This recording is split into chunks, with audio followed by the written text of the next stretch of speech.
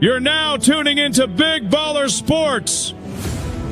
When the clock's ticking down and the whole world's watching, we're right there, breaking it down, calling it out, setting the record straight. No watered down takes, no safe opinions, just pressure, passion, and pure sports energy. If it's trending, we're on it. If it's heated, we're debating it. If it's historic, we're stamping it. Now to your sensational host, the one and only Asher.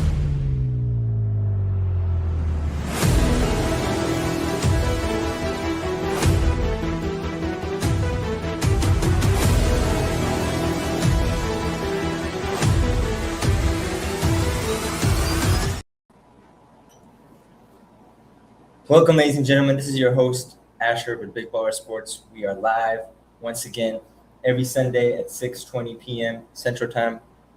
Thank you for everyone who's tuning in around the world on YouTube and on Twitch as well. So without further ado, let's get started. So, of course, a few nights ago, we witnessed a ridiculous NBA performance by the one and only Bam Adebayo. For those who don't know who Bam Adebayo is, he is a center for the Miami Heat. And he dropped 83 points in an NBA game. That's right, 83 points in an NBA game. So, of course, there's been a lot of talk around this, feat by Bam Adebayo. A lot of praise and a lot of criticism as well.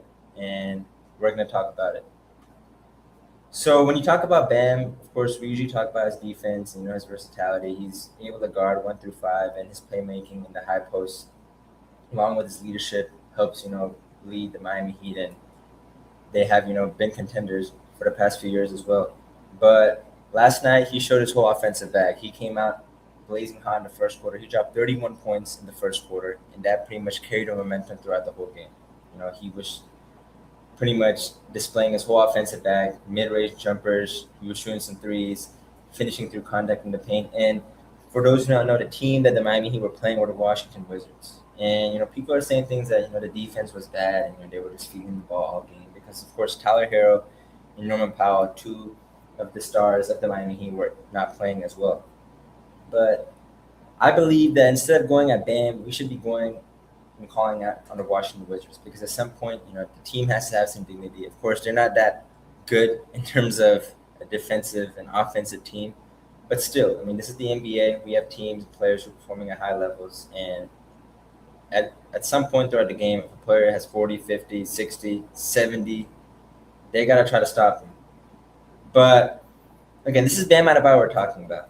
And this isn't someone who's averaging 35 points a night. This is someone who's built his reputation doing the dirty work. Giannis Antetokounmpo and LeBron James had great things to say, actually, about Bam Adebayo, especially Kevin Durant as well, giving him praise. And one thing in particular that they were highlighting was his work ethic. And I recognize that as well because Bam, he's been in the league for a while now. He's a veteran. He's a multiple all-star. And when we're talking about 80-point games, historically, there's a very rare territory that we're entering. And we're talking about the names and likes of Wilt Chamberlain, Kobe Bryant, the only other players who have scored more than 80 points in a game. So Bam Adebayo now has the second highest points scored in an NBA game at 83. He beat Kobe Bryant's record of 81. And, of course, Wilt Chamberlain is at 100, which I don't think we'll see anytime soon. But who knows? After Bam does 43, we may get close to it. So I want to talk about the criticism, though, because, of course, there are a lot of Kobe Lakers fans out there, and people are hating on Bam, saying that why did he go for 83? I believe that it's a little bit sad. Of course, in 2026, we don't see this very often. When was the last time someone came close to dropping 83? Luka Doncic dropped 73 points, I believe, a year or two ago. But still, no one got close to 80 until a few nights ago. And you can criticize about the defense, the pace of play, but the scoreboard stayed the same. And it still says the same thing. 20, 30 years from now, we're not going to be talking about, how many points. Of course, we're going to talk about how many points he scored. We're not going to talk about how he got there, how many free throws he shot. So just compare for the viewers and listeners out there to Kobe Bryant's performance. So Kobe Bryant dropped 81 points. This was back in 2006, literally 2 decades ago. They were playing against the Toronto Raptors. Kobe Bryant and the Lakers were actually down at halftime to the Toronto Raptors, and Kobe Bryant ended up dropping 55 points in the second half, and they won the game. Kobe Bryant, I believe he shot 46 field goals, and he also attempted 20 free throws as well. And people are comparing this to Bam Adebayo, which I believe is not fair and not right because, of course, there's two different eras in the NBA game. We're in a modern era, of course. Bam Adebayo, for those who not know the stat line he dropped in terms of in depth, he dropped 83 points. He shot 46 field goals as well, but he also attempted 43 free throws, and he made 36 of them.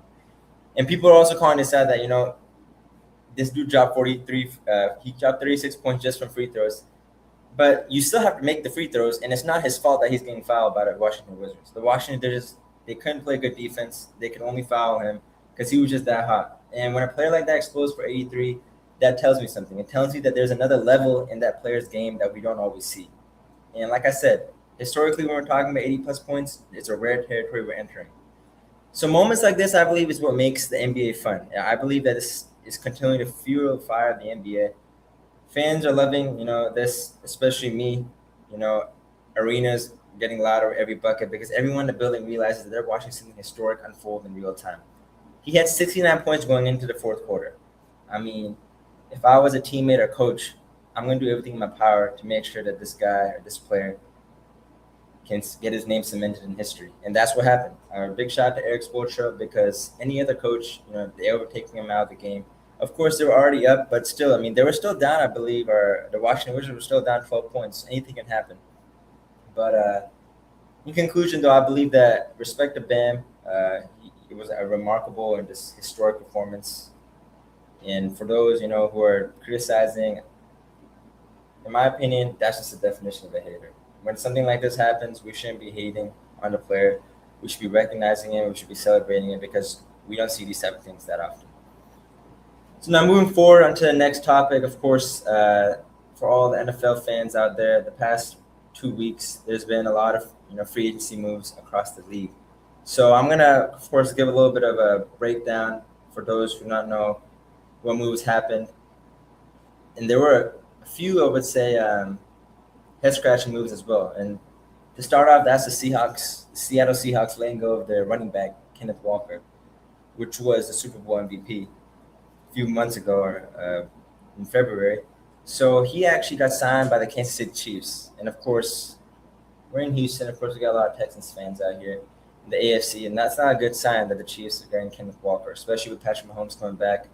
I believe that this is one of the splashiest moves in the free agency because the Chiefs added a dynamic running back to an already elite offense. And who knows, Kansas City, I'm pretty sure they're going to make the playoffs this year after missing out this last season. Mike Evans left Tampa Bay Buccaneers after, who knows, so many years, I think almost a decade, and he moved to the San Francisco 49ers. This was a massive signing for the 49ers, a big red zone target for their offense. Baker Mayfield, he's going to be throwing a lot of lobs for Mike Evans. But there's been a lot of comedy around the signing as well, based on 49ers and their injuries. And there's a theory going on with their practice training facility. They're near energy or some type of plant, and people believe that this is causing the players to get injured due to the electromagnetic waves. But moving forward, though, Tua Tagovailoa, he left the Miami Dolphins and moved to the Atlanta Falcons. So this is interesting as well because the Falcons already have Michael Penix as their quarterback, but they committed to Tua to help stabilize their offense. Of course, there's been years of QB rotation for the Falcons. So this is going to be interesting to see. I mean, Tua, I would say, is a big disappointment for the Dolphins. They really couldn't do anything. They had a season or two where they actually had a great regular season, but just couldn't do anything in the playoffs. And speaking of quarterbacks, Kyler Murray just recently got signed by the Minnesota Vikings. And this is also one of the biggest QB moves because Minnesota reset their position by signing him as their starter. Of course, they have their rookie quarterback, as we know, number 9. But I don't believe that J.J. McCarthy has it right now. I mean, this past rookie season of his was disappointing, especially for those who have him in fantasy. I'm sorry, because I know for a fact they didn't make the playoffs. But we'll see what Kyler Murray does in the Vikings. In my opinion, I believe that he should actually take his talents to baseball because he actually is a talented baseball player. But, of course, he's an NFL quarterback.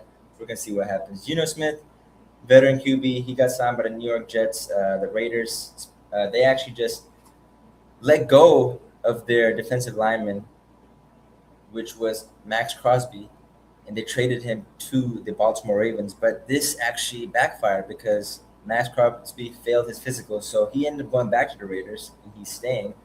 So that's pretty interesting as well. And speaking of the Ravens, they actually signed a defensive player, Trey Hendrickson, from the the Bengals, Cincinnati Bengals. Trey Hendrickson moved to the Baltimore Ravens. It's a 4-year, $112 million deal, and I believe that this helped, of course, since the trade backfired. So who knows? I believe Lamar, he needs to also turn it up because they missed the playoffs this past year as well, and it's been pretty disappointing for Lamar Jackson in terms of his playoff success.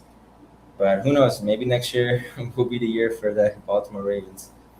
And in terms of teams who haven't made that much noise, it's actually my own Denver Broncos and Seattle Seahawks as well. Denver Broncos, they've let go of some of their big defensive players.